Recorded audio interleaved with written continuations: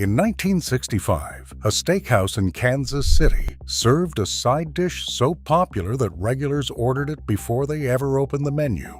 It cost the kitchen 11 cents to make.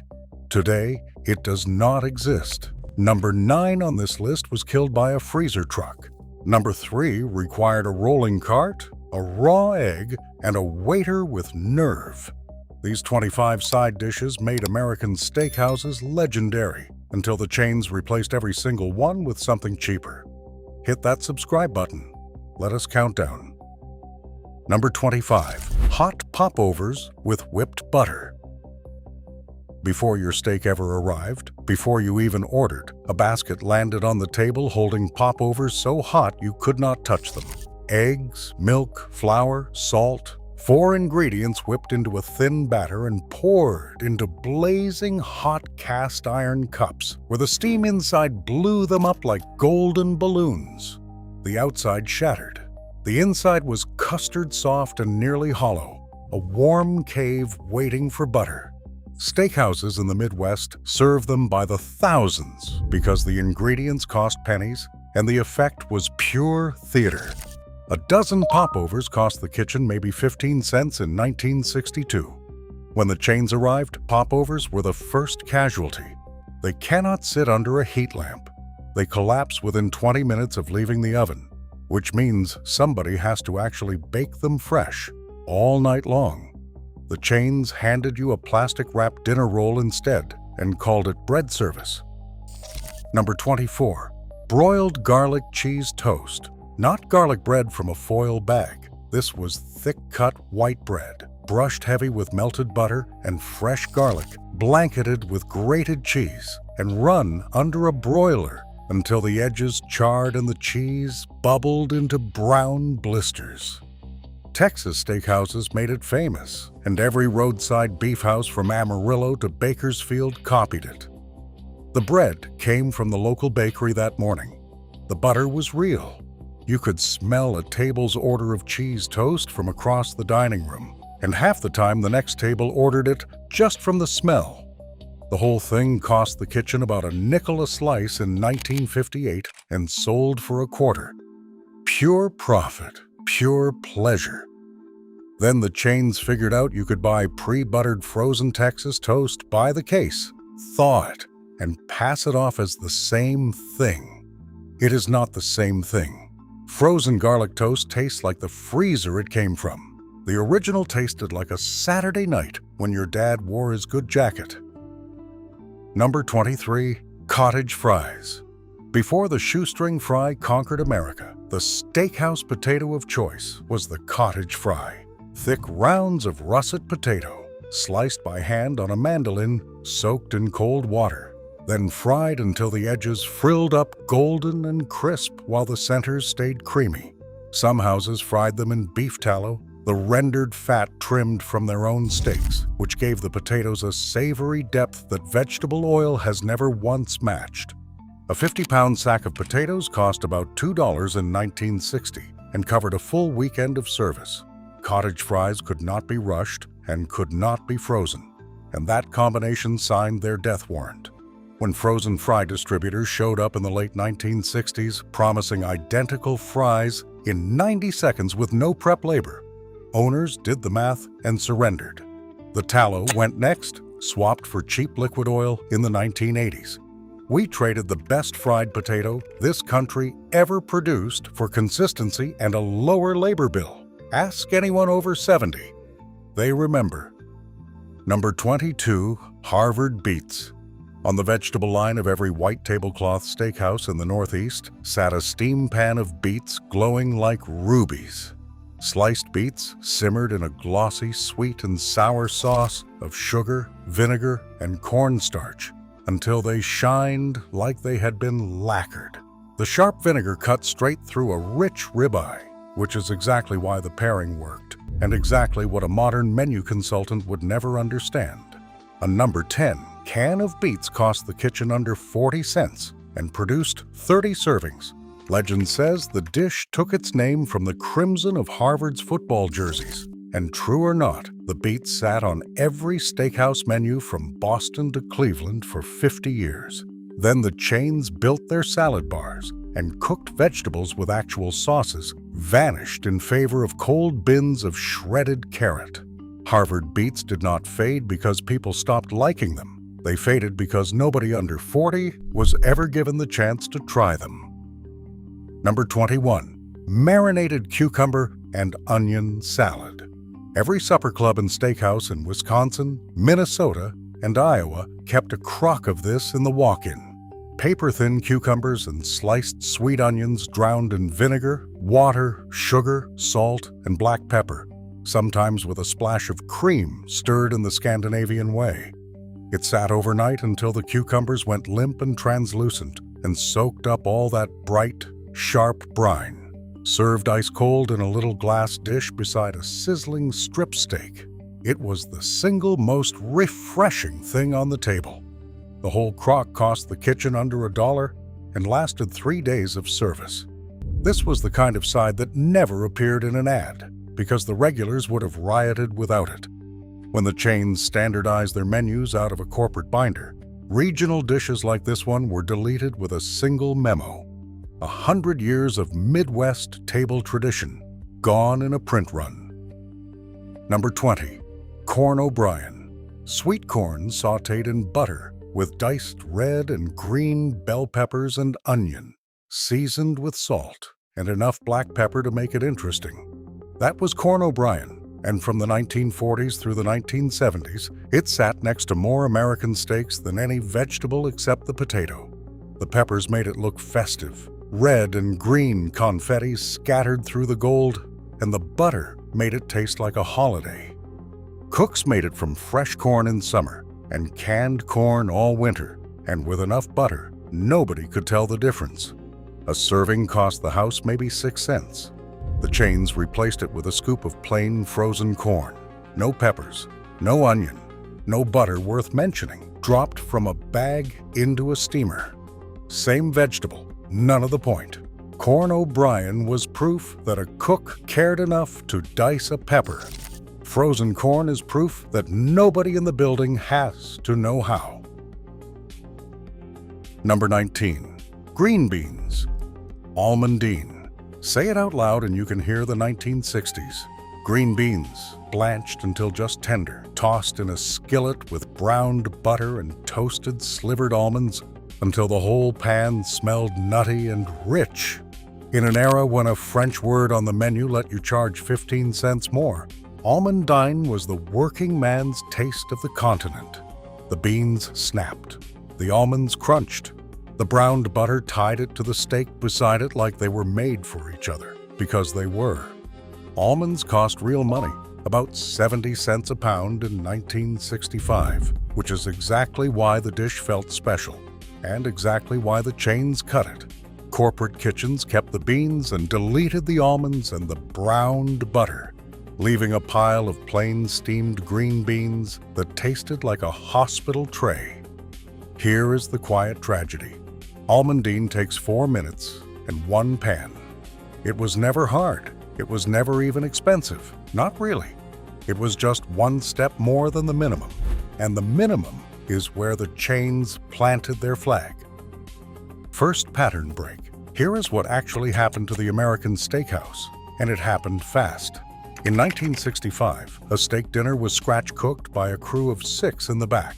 By 1985, budget steakhouse chains had spread to every interstate exit in the country, and their genius was not the steak. It was the supply chain. Frozen fries, bagged salad, powdered soup base, pre-portioned everything, shipped from central warehouses so that a teenager could plate a dinner in 90 seconds with 0 training. Food costs dropped. Prices dropped. Independent steakhouses, the ones making popovers and cottage fries at $4 a plate, could not compete with a $2.99 steak dinner, and they died by the thousands. The chains did not beat the old steakhouses on flavor. They beat them on spreadsheets. And every dish on this list was a line item somebody crossed out. Number 18. Duchess potatoes. Mashed potatoes enriched with egg yolks and butter. loaded into a piping bag and swirled into elegant golden rosettes that were brushed with more butter and browned in the oven until the ridges crisped. They looked like something from a Paris hotel, and they sat next to a T-bone in Toledo. The egg yolks made the mash rich and made it hold its shape, so every rosette came out with crunchy browned edges and a creamy middle. This was anniversary food, the dish that told your wife the extra $2 was worth it. What Duchess potatoes actually cost was skill, a cook who could handle a piping bag during a Saturday rush. And skilled labor is the one ingredient chains refuse to buy. They replaced Duchess potatoes with instant mash from a box, whipped with warm water, scooped with an ice cream scoop. One scoop, dead center of the plate, a sad beige planet.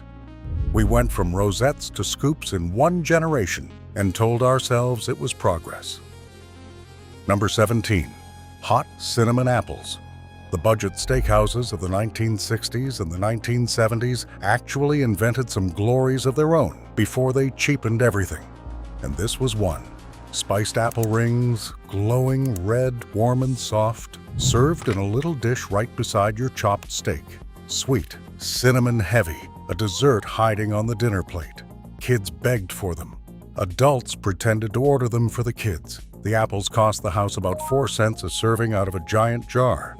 Steakhouses across the South served fried apples the same way, cooked down in butter, brown sugar and cinnamon until they nearly collapsed into sauce, a tradition straight out of Appalachian farm kitchens.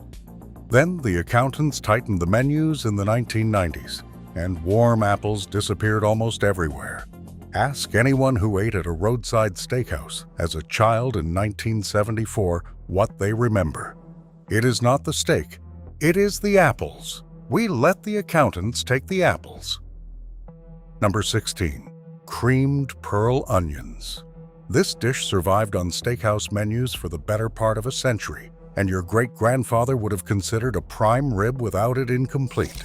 Tiny pearl onions, peeled by hand, one by some poor prep cook with watering eyes, then simmered in a silky cream sauce spiked with nutmeg and white pepper. The onions turned sweet and mellow in the cream, little pearls that popped between your teeth and flooded your mouth with sauce. It was the traditional partner to roast beef going back to the 1800s, served at holiday tables and chop houses alike. The problem was never popularity. The problem was those onions do not peel themselves, and a gallon of cream sauce needs a cook who can make a cream sauce. By the 1980s, creamed onions had retreated to Thanksgiving, and by the 2000s, they had mostly vanished from there too. The chains never even attempted them. There is no frozen bag version worth eating, and that, in the end, is the highest compliment a dish can receive. Number 15, scalloped tomatoes. Canned tomatoes, torn bread, butter, sugar, salt, and onion, layered into a casserole and baked until the top browned and the inside turned into something between a stew and a stuffing. Old-line steakhouses and chop houses on the East Coast served scalloped tomatoes beside broiled steaks for decades, and the pairing was smarter than it sounds. The acid of the tomatoes cut the fat of the beef. The buttered bread soaked up the tomato liquid and turned rich and savory. A whole pan cost the kitchen maybe 30 cents. It used up yesterday's bread and turned a 10-cent can of tomatoes into a side that people specifically requested. And grand old steakhouses in Manhattan and Philadelphia kept it on the menu into the 1980s.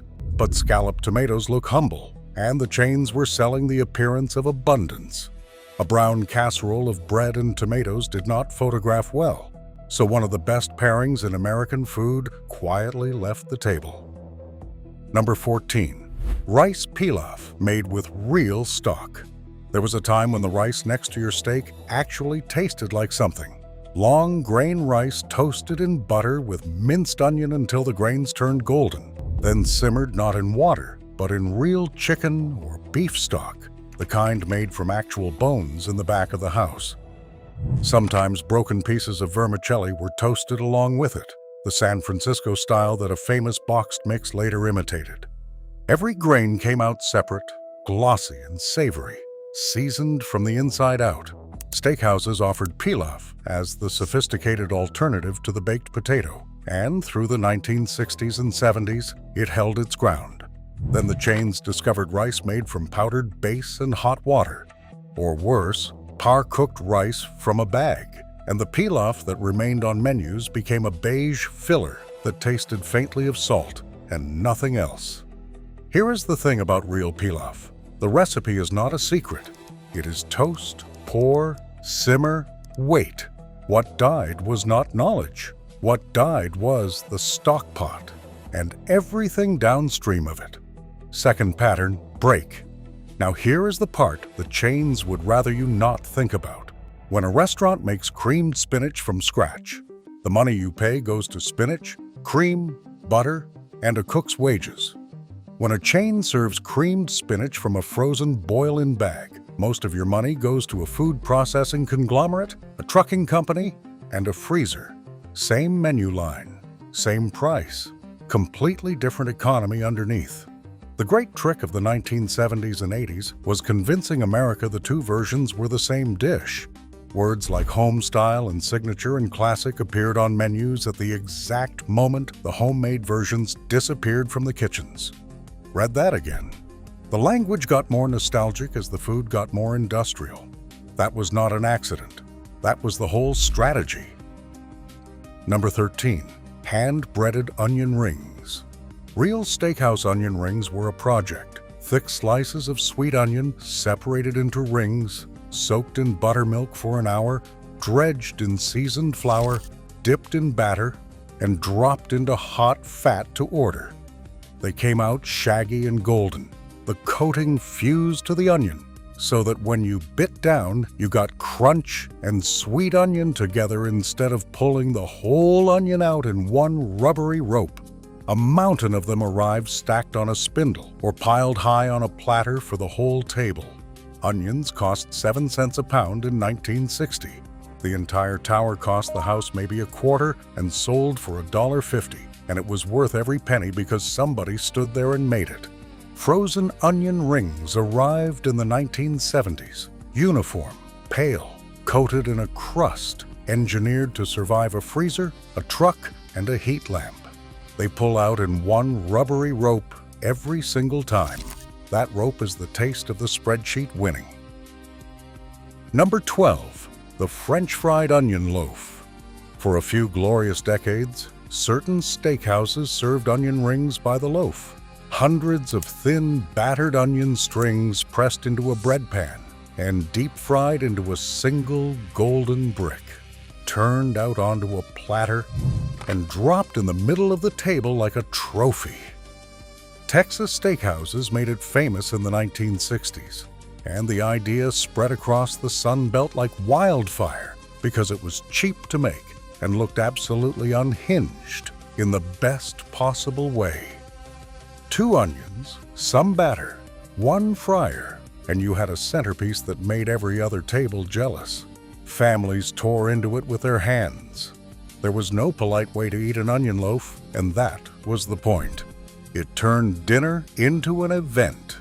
The loaf required a kitchen willing to babysit a deep fryer for 8 minutes, and chain kitchens are not willing to babysit anything. A few survivors still serve it, and people drive hours for it, which tells you everything. Americans did not stop wanting the onion loaf. The onion loaf was taken from them. Number 11. Mushrooms sautéed in sherry butter. Order the smothered steak at a proper mid-century steakhouse, and the kitchen went to work with a skillet, a pound of butter, and a bottle of cooking sherry. Fresh mushrooms, quartered, seared, hard in the butter until their edges browned, then hit with a pour of sherry that flamed and sizzled and cooked down into a glaze that clung to every cap. What remained was a deep, winey, savory richness that made a sirloin taste like it cost twice as much. The whole side cost the house perhaps 15 cents. Waiters upsold it by name sherried mushrooms because the word sherry alone sounded like money in 1963. The chain version, when it exists at all, is mushrooms held in a steam well, gray and slick, poured from a pouch that has never met a skillet or a bottle of anything. Butter, mushrooms, sherry, heat, 4 things. The chains got rid of 3 of them and kept the mushrooms, and then wondered why nobody orders mushrooms anymore. Number 10, asparagus with hollandaise. In the spring, when asparagus came into season, the good steakhouses announced it like news, because it was news. Fat spears, peeled, poached until just tender, laid across the plate and draped with real hollandaise. Egg yolks whisked with butter and lemon over a double boiler by a cook who had ruined 100 batches learning how not to. Hollandaise breaks if you rush it and cannot be held for more than an hour or 2, which made it a badge of honor. A steakhouse with real hollandaise was a steakhouse with a real cook. The dish sold for 75 cents, and men ordered it to show their dates they knew things. The chains tried powdered hollandaise from an envelope, whisked with warm water, a sauce the color of caution tape that tasted of citric acid and regret. Eventually, most of them dropped the pretense and started serving asparagus naked, or dropped the asparagus entirely. Broccoli is cheaper. Broccoli is always cheaper. Number 9, real hash browns and Lyonnaise potatoes. Here is the one the freezer truck killed. The classic steakhouses gave you a choice of potatoes, and the connoisseurs' picks were hash browns, shredded fresh and pressed into a buttered skillet until they formed a crackling golden cake, or Lyonnaise potatoes, sliced spuds, tossed with caramelized onions and butter until the edges frizzled. Both required a cook standing at a stove with a spatula and patience, working from whole potatoes that arrived in 50-pound sacks, costing a couple of dollars. Then the frozen potato industry perfected its product, and by the 1970s, the trucks were delivering it to every restaurant loading dock in America. The skillet cake gave way to a pale, pre-formed patty. The Lyonnaise disappeared entirely because caramelizing onions takes 40 minutes, and 40 minutes is a firing offense in a chain kitchen. One supplier executive reportedly called frozen potatoes the greatest labor-saving product in restaurant history. He was right. It saved labor. It just spent flavor to do it. Number 8, spinach salad with hot bacon dressing. This one arrived at your table still making noise. Fresh spinach leaves, sliced mushrooms, hard-boiled egg, and red onion in a bowl. And then the waiter poured over a dressing made of hot bacon fat, vinegar, sugar, and mustard, straight from the pan, so the leaves hissed and wilted slightly the moment it hit them. In the better houses, they finished it tableside, sometimes flaming it with a splash of brandy, and the whole dining room turned to watch. The salad was warm, smoky, sharp, and rich all at once. A farm dish from Pennsylvania Dutch country dressed up in a dinner jacket. Bacon fat was free. Spinach cost a dime. The drama cost nothing at all. The salad bar murdered this dish. Once the chains installed 40 feet of cold bins and told America that salad meant serving yourself. The salad is a cooked, composed, poured at the table event, simply evaporated. We traded fire and bacon for a sneeze guard. Third pattern break. Here is what nobody says out loud. The salad bar, the thing the budget steakhouse chains were proudest of, the innovation they put in every TV commercial, was a cost-cutting device wearing a generosity costume. All you can eat sounds like abundance. What it actually did was fire the salad maker. No more composed salads, no more tableside dressings, no more cook tossing your wedge to order. The customer became the unpaid labor, and the ingredient list quietly slid toward the cheapest possible items. Iceberg, shredded carrot, croutons from a bag, dressing from a 5-gallon bucket. People lined up for it. People loved it. And the entire craft of the steakhouse salad, a craft that took decades to build, was dismantled in about 10 years, with the customers cheering. That is how you cheapen a national institution. You do not sneak it past people. You sell it to them as an upgrade. Number 7. Au gratin potatoes from scratch. Sliced raw potatoes layered in a buttered casserole with cream, sharp cheddar, and onion, baked low and slow for over an hour until the cream thickened into sauce. The potatoes turned silk soft, and the top formed a browned, blistered crust of cheese that people fought over. Steakhouse kitchens built these in giant hotel pans every afternoon, and the smell of them baking was the smell of the dinner rush coming. Potatoes, a dime's worth. Cheese and cream, maybe 30 cents a pan. The finished dish sold by the ramekin for $1, and there was never any left by 9 o'clock. Then came the box, dehydrated potato slices and a foil envelope of cheese-flavored powder. Add water and butter, a product that colonized both home kitchens and chain restaurants in the same decade. The boxed version tastes like salt and orange. The real version tastes like the best thing your grandmother ever pulled out of an oven. They share a name and nothing else, and an entire generation grew up knowing only the imposter. Number 6. The baked potato, done the old way. Yes, the baked potato survived, but not the way it used to be. The old steakhouses baked huge russets in the oven, no foil, so the skin dried into a crackling, salted shell, while the inside steamed fluffy. It arrived split and squeezed open, and then came the cart. Whipped butter, real sour cream, chopped chives, and bacon crumbled from actual bacon that a human being fried that morning. Some houses rolled the toppings to your table and dressed the potato in front of you like a ceremony, because it was one. The potato cost the house 4 cents. The ceremony cost nothing. The chains kept the potato and gutted the ritual. Foil-wrapped potatoes held for hours in warmers until the skin turned soggy and the inside went dense and gluey. Sour cream from a gun, bacon bits from a plastic jar, some of them containing no bacon whatsoever. Read that label sometime. The potato survived the chains the way a house survives a flood. Still standing, ruined inside. Number 5. The twice-baked potato. If the baked potato was the everyday, the twice-baked was the Sunday best. The kitchen baked the russet, scooped out the flesh, whipped it with butter, sour cream, cheddar, and chives, mounded it back into the crisped skin, topped it with more cheese, and ran it through the oven again until the peaks browned like a meringue. It was a potato that had been worked on, fussed over, built. Steakhouses charged double the plain potato for it, and people paid gladly because you could see the labor sitting right there on your plate. It cost the kitchen maybe 8 cents and 10 minutes in hands. The chains found their workaround. Frozen, twice-baked potatoes, machine-filled, shipped hard as hockey pucks, reheated to a uniform lukewarm, extruded rather than mounded, never quite hot at the center. A dish invented to showcase care became a dish that demonstrates its absence. Most people under 40 have never eaten a real one.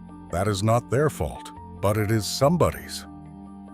Number 4. The iceberg wedge with real blue cheese. Today the wedge is back on trendy menus for $16, and they act like they invented it. Your grandfather ate it in 1955 for 35 cents, and his was better. A quarter head of iceberg, cold enough to hurt your teeth, drenched in a dressing made in-house from real crumbled blue cheese, sour cream, buttermilk, and a shot of Worcestershire, thick enough to cling to every ridge of the lettuce. The whole point was contrast. Ice-cold, watery crunch against rich, funky, salty cream, right before a hot slab of beef. Blue cheese cost real money, which is why the dressing was the pride of the house and why recipes were guarded like safe combinations. Then the chains swapped the crumbled wheel for bottled dressing, a smooth white sauce with blue-gray flecks and a chemical tang poured from gallon jugs. The wedge slid off menus by the 1990s, dismissed as dated, and iceberg itself became a punchline. The lettuce was never the problem. The jug was the problem. It was always the jug. Number 3. The tableside Caesar. Here is the one that required nerve.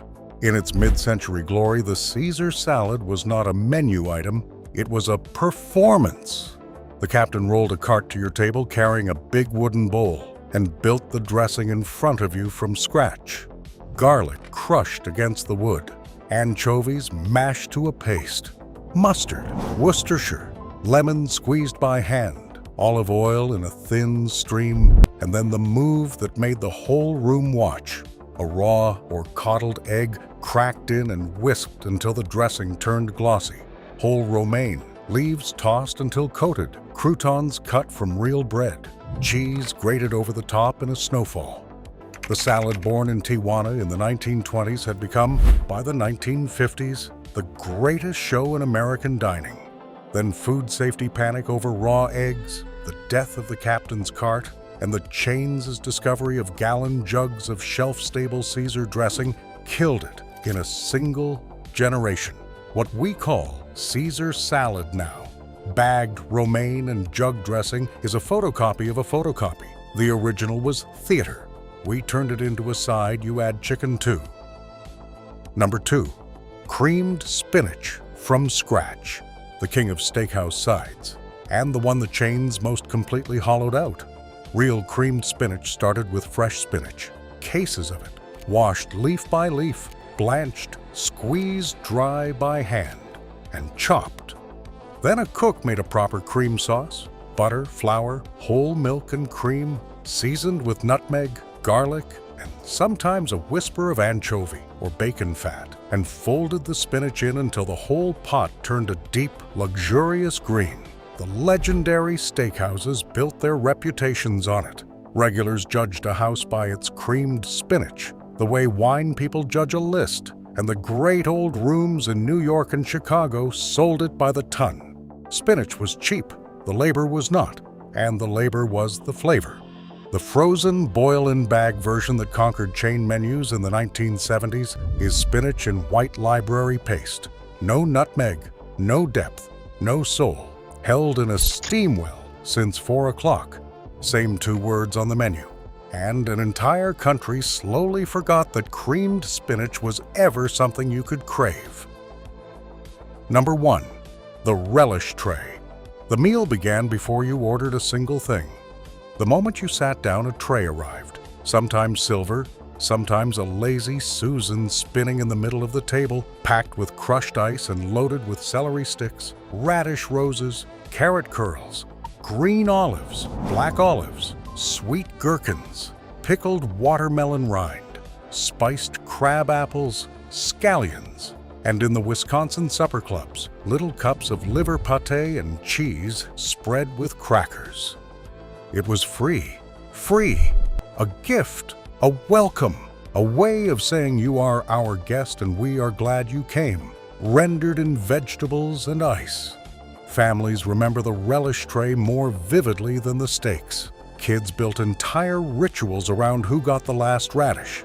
And it was the first thing the accountants killed, because a free tray of hand-cut vegetables at every table is a cost with no line item revenue. And by the 1980s, it was gone from all but a stubborn handful of supper clubs in the upper Midwest. The relish tray was never about the radishes. It was hospitality you could eat. When it disappeared, something bigger disappeared with it. The idea that a restaurant owed you a welcome before it earned your money. That is the real thing the chains cheapened. Not the sides, the welcome. Here is my challenge. This week, bring one of these back at your own table. Make the hot bacon dressing. Whip real blue cheese into real sour cream. Build a relish tray on crushed ice for Sunday dinner and watch what happens to the conversation. Then come back and tell me if I am wrong. Drop the one you are making in the comments. I want to see if the onion loaf gets more love than the creamed spinach. And I want to hear from anyone whose family still passes a relish tray. Because these were never just side dishes. They were proof that somebody in the kitchen cared. Your grandparents got that with a $2 steak. Now you know what got taken.